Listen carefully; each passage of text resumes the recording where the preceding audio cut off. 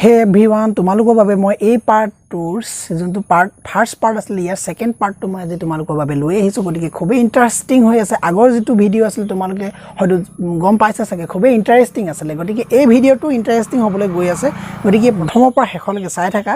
যাতে বুজি পোৱা যদি কোনোবাই ফাৰ্ষ্ট পাৰ্টটো চোৱা নাই তাহলে এতিয়াই গৈ তোমালোকে আই বটনত ক্লিক কৰা আৰু আই বটনৰ পৰা তোমালোকে গৈ এই ফাৰ্ষ্ট পাৰ্টটো চাই লোৱা যদি ফাৰ্ষ্ট পাৰ্টটো নোচোৱাকে কোনোবা সেকেন্ড পাৰ্টটো চাবলৈ আহিছা তো তোমালোকে হয়তো বুজি কম কৈ পাব পাৰা গতিকে তাত আকৌ ডিসলাইক দি লাভ নাই গতিকে মই হেকানে আগতেই কৈ দিছো যদিকে ফাৰ্ষ্ট পাৰ্ট চোৱা তেতিয়া সেকেন্ড পাৰ্ট বুজি পাবা দেৰি নকৰি আজি সেকেন্ড পাৰ্টলৈ আগবাঢ়ো গতিকে সেকেন্ড পাৰ্টত আমি এটা ডিসকাশন কৰিম যে এটা লিনিয়াৰ ইকুৱেচন অৰ্থাৎ একক ৰেখীয় সমীকৰণ মানে এটা সমীকৰণ আমি কেনেকৈ গ্ৰাফত উপস্থাপন কৰিব পাৰো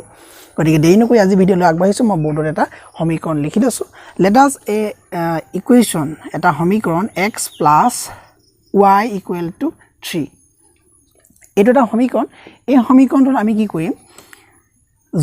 যিকোনো এটা চলকত হয় x নহয় y এই যিকোনো এটা চলকত আমি নিৰ্দিষ্ট এটা মান বহাই দিলে হ'ল যিকোনো এটা মান x + y মানটো হ'ল 1 এড বহাই দিছো থাকিলে আমাৰ কি এনেকুৱা ধৰণৰ এটা ফৰ্ম হ'ল 2x = কি হ'ব +1 টো সমান চিহ্ন ইটো পাৰে যদি গুছি যায় তেতিয়া হলে -1 হ'ব 2x = কি হ'ব দ্যাট মিন্স 2 হ'ব x = কি হ'ব 2/2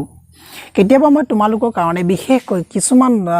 ম্যাথমেটিক্সৰ কিছুমান ইজি ট্ৰিক্স আছে মই সেই ইজি ট্ৰিক্স বিলাক কেতিয়াবা মই সময় পালে মানে মই তোমালোকৰ আগত a to z দেখাই দিম যাতে তোমালোকে ম্যাথছ ক্যালকুলেশনত ফাস্ট হ'ব পাৰা মানে ফাস্ট হ'ব লাগিব ক্যালকুলেশন বিলাক সদায় যিমান পাৰি হিমান ফাস্টত কৰিবলৈ চেষ্টা কৰিবা এই ফাস্ট হোৱা মই কিছুমান ট্ৰিক্স বিলাক মই সময় পালে তোমালোকৰ আগত দেখাই দিম আজি এটুকে দেখাইছো 2 এ 2 আবাৰ যাব অৰ্থাৎ 1 হ'ব ইয়াৰ কাৰণে মই এখন টেবুল ফৰ্ম কৰিম এখন টেবুলখন তোমালোকে কি কৰিবা স্কেল আৰু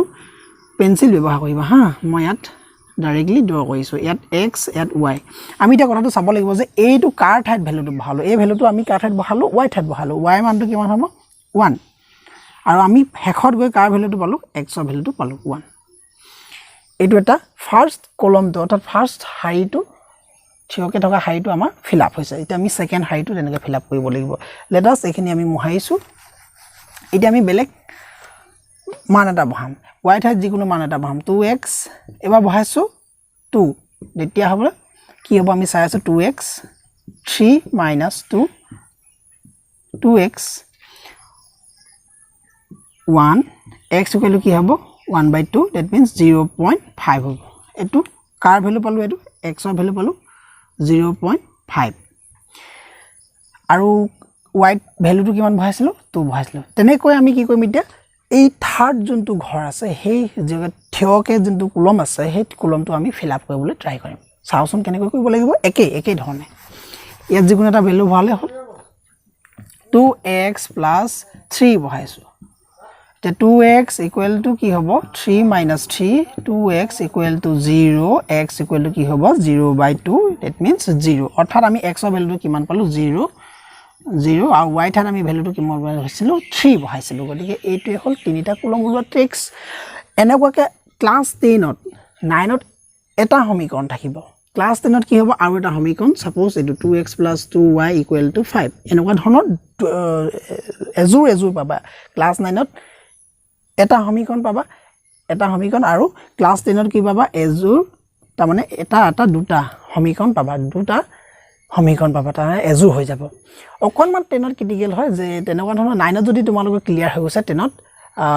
নম্বৰটো ধুনিয়াকৈ পাব পাৰা এই গ্ৰাফৰ যোনটো নম্বৰ আছে এই নম্বৰটো তোমালোকে লবলৈ চেষ্টা কৰিবাই যদি 9ত ক্লিয়াৰ হোৱা নাই 10ত অকনমান সময় তোমালোকে ডেইলি যদি কৈ দিয়া এইবিলাক সব ক্লিয়াৰ হৈ যাব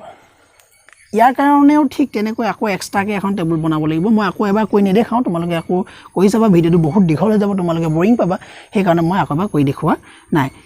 x y ইয়াৰ কাৰণে আকৌ এখন টেবুল বনাবা দুখন টেবুল হ'ব তাৰ পিছত আমি কি কৰিম চাই থাকা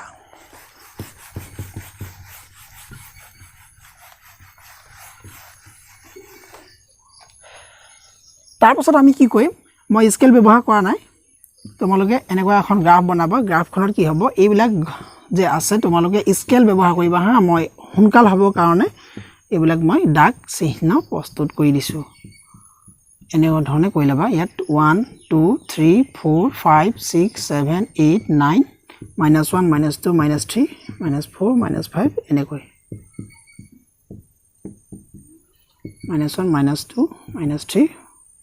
-4 -5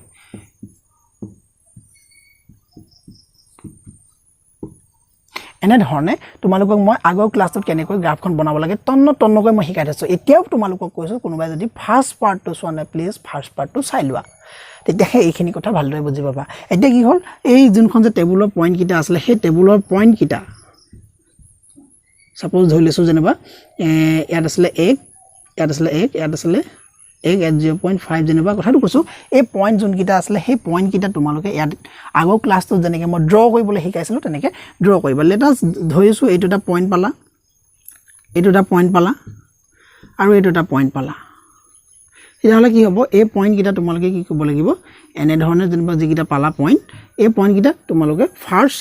যোনটো সমীকৰণ আছিল যোনটো প্ৰথম সমীকৰণ আছিল সেই সমীকৰণটোৰ পৰা এডাল এনেকুৱা ধৰণৰ হৰলেখা পাবা এই হৰলেখাডাল পালা ক্লাস 9 ত এটোই ইয়াতে সলিউশনটো শেষ হৈ যাব ক্লাস 10 ৰ ছাত্ৰ-ছাত্ৰীসকলৰ বাবে কি হ'ব ক্লাস 10 ৰ ষ্টুডেন্টৰ বাবে আৰু এডাল গ্ৰাফ আহিব পাৰে আহিবই আপাৰে নহয় আহিবই যেনে ধৰা ইয়াত এটা পইণ্ট পালা ইয়াত এটা পইণ্ট পালা আৰু এইটো এটা পইণ্ট পালা যেনিবা দুটা লাইন ইয়াত ক্ৰস কৰিব হয় মিলি যাব নহয় হয়তো প্যাৰেলাল হ'ব মানে হয়তো সমান্তৰাল হ'ব নতুবা ইহতি এডালৰ ওপৰত আনডাল এনেকৈ মিলি যাব পাৰে নতুবা কি হ'ব পাৰে এনেকা ধৰণৰ ক্ৰস কৰিব পাৰে নাইতো প্যাৰেলাল হ'ব পাৰে এনেকুৱা তিনটা কন্ডিশন থাকে যদি আজি ভিডিওটো ভাল লাগিলে প্লিজ লাইক শেয়াৰ কমেন্ট আৰু সাবস্ক্ৰাইব কৰিবলৈ নাপাহৰিবা মই এনেকুৱা ধৰণৰ লেটেস্ট যিবিলাক দৰকাৰী ভিডিও মই তোমালোকৰ আগত দিবলৈ চেষ্টা কৰিম গতিকে ভিডিওটো যদি বাকি বিলাক ভিডিও চোৱা নাই তোমালোকে প্লিজ চোৱা আৰু লগৰৰ মাজত যিমান পাৰা হিমান শেয়াৰ কৰি থাকা আজি আহিছো ধন্যবাদ বাই বাই